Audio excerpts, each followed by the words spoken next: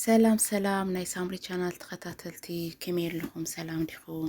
ከመይ ቀኒኹም? ከመይ ነይሩ ቀዳሚ ሰንበትን? ኣነ ቀዳሚ ሰንበትናት ብጣዕሚ ጽቡቕ ነይሩ ማለት እዩ። ከምቱ ኣነ ድሓን ዘለኹ ንስኻትኩም እውን ድሓን ክትኾንለይ ናይ ወትሮ ትምኒተ እዩ። ናይ ሎማዓንቲ ቪድዮኻ ብዛዕባ እታ ትዛወር ዘላ ኣብ ማሕበራዊ ሚድያ ብዛዕባ ጥራሕ ዝባነ ወፅአ ከምዚ ዶ ቪድዮ ሒዝለይ ዶ ከምዚ ኢሉ እንዳበለት ትነብዕ ዘላ ሓፍትና እዩ ክኸውን እሞ ማለት ልምንታይና ግን ደቂ ተንስትዮ ንሕና ስልቢ ዘይንገብር ኩሉ ግዜ ዝተመሳሳሊ ስኢልካ ማለት ዝኾነ ነገር እኮ ካብ ዝኾነ ነገር ትመሃር ኢኻ። ለምሳሌ ኣነ ካብ ዝኾነ ሰብ ክመሃር እየ ካሊእ እውን ከምኡ ማለት እዩ።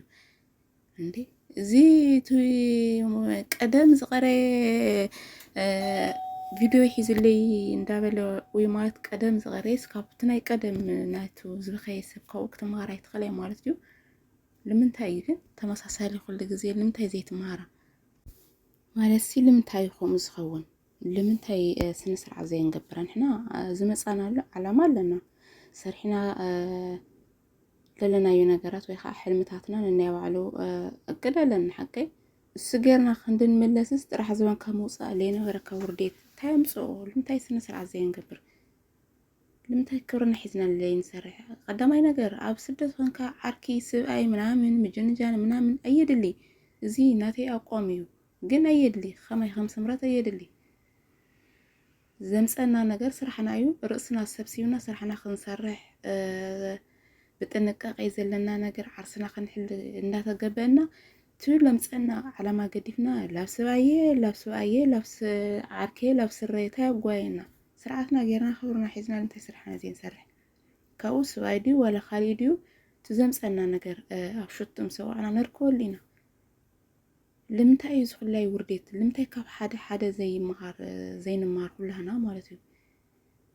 ካልኣይ ነገር ንሓዳር ክደልየኪ ስለ ዝበለኒ እንዴ ንሓዳር ዝደልየካ ሰብ ግደፊኡ ዝፈትወካ ዘፍቅረካ ሰብ በጭራሽ ጥራሕ ዝባንካ ውፃእ ይብለካይ ኣይኮነ ጥራሕ ዝባንኪ ውፅእ ክብለካ ቀሪቡ ቴሌፎን ደውይልኪ ወይ ከዓ ደውይልክሉ ሄሎ ክትብል ከለኸ ወይ ክትብል ከለኸ ናትኪ ድምፂ ሰሚዑ ንባዕሉ ከመይ ከም ዝድንግፅ ከናግረክ ንባዕሉ ድፍረት የብሉ። ዘፍቀረ ሰብ ፈራሕ እዩ ዝገብሮ ኣይኮነ ክንድዚ ዝኣክል ርሕቀት ከይዱ ንዕ ጥራሕ ዝባንኪ ውፅእ ዝብለካ ቀሪቡ ቅንዕ ኢሉ እውን ይርኤኪ ብጣዕሚ እዩ ተጠንቂቑ እዩ ዝሕዘኪ። ጥራሕ ዝባንካ ካብ ስሩ ውፃእ ድዩ ወላ ሓዳር ክገብረልኪ ንገዲም ገና ንቐፃለ ይቀርዩ ማለት እዩ። ሕዚ ዋላ ምስ በዓል ቤት ክትሃልኺ ብሱር ሓደ ጥራሕ ዝባንካ ይውፃእ ድዩ? ኣነ ኣይተረደአኒ እዚ ነገር ይውፃእ ድዩ ብሱሩ? ኣረ በእግዚኣብሔር ኮላይ ልስሙ ኮይ ብጣዕሚ ኮይ ልድብር። ንምንታይ ኣኽን ግን በዓልኽን ክብርኽን ማዕረግክን ንምንታይ ኣኽን ተቐንጥጦ? ክንዲ ዝደለየ ኣፍቅርዮ ክንዲ ዝደለየ ፍተውዮ ግን ገደብ ክትገብርሎ ትኽእል ኣለኪ ፍቅርኺ ፍተውዮ ሕለየሉ ተመኻኸሩ እንታይ ኣምፅኦ ጥራሕ ዝባን ካብኡ ብፍቴትኪ ምስ ገበርክዮ ነገር ኩርራይ ወይ ከምዚ ምድብባር ዘለ እዩ። ኣብቲ ምድብባር ከጋጥመካ ከሎ ኣፈራሪሕኒ ነፍሰይ ከጥፍእ እየ ነፍሰይ ክገብር እየ። መጀመርያ ክተፍቅሪ ክትኽእል ከለኺ ተቆፃፀሪ እዩ ኩሉ ዝቆፃፀር ነገር ኣሎ ምሽ ተቆፃፀሪ እዩ ነፍስኺ እንታይ ይገብር ኣሎ ክበሊ ካብ ጥራሕ ዝባንኪ ስለለፍቅርክዮ ጥራሕ ዝባንኪ ስለዝለኣ ኩሉስ በቃ ፍቅርክዮ ፍቅሪ ክቡእ ክትገልፅሉ ፍቅሪ ብኡ ኣይግለፅን። እንድሕር ተፍቅርዮ ኮንኪ እንድሕር ተኣምንዮ ኮንኪ ብካሊእ ሓልየት ብካሊእ ክብሪ ብካሊእ ምርዳእ እንዳበይ እምበይ ጥራሕ ዝባንካ ስለዘፍቀርክዮ ስለዝኣመንክዮ ጥራሕ ዝባንኪ ትውፅኢ ንወፅእ ካብ ባዕሊ ጀሚሩ እየ ዝዛረብ ዘለኹ ሶሪ ኣነ እውን ጓል ተነስተይቲ እየ ኣነ ይምክሓለኹ ይኮንኪ ግን ንምንታይ ስርዓት ጌርና ስራሕና ዘይንሰርሕ እዩ? ትዝመፃናሉ ዓላማ ንምንታይ ዘይንገብር እዩ? ንምንታይ ኢና ጥራሕ ዝባንና ንወፅእ? ንምንታይ ኢና ማዕረግና ንቕንጠጥ?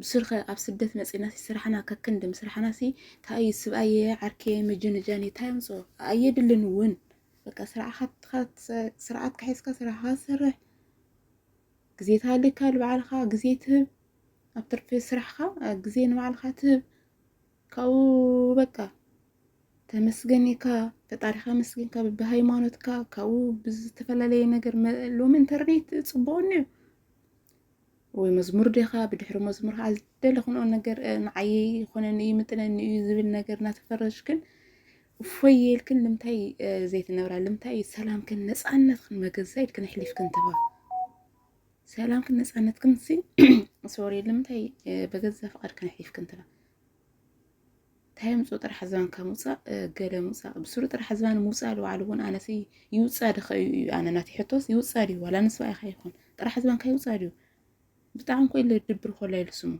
خلا ترى حزان مالت ما بتاعم يزدبر عندي كلاي زفكرة كسب سلازي خونه يطرح خزبان كوسي زلك زلمبر زفكرة كسب ولا فكيرك اندهالي ولا فتيك اندهالي خوني سلك دويلو طرح زبانكي أرئين زبلكي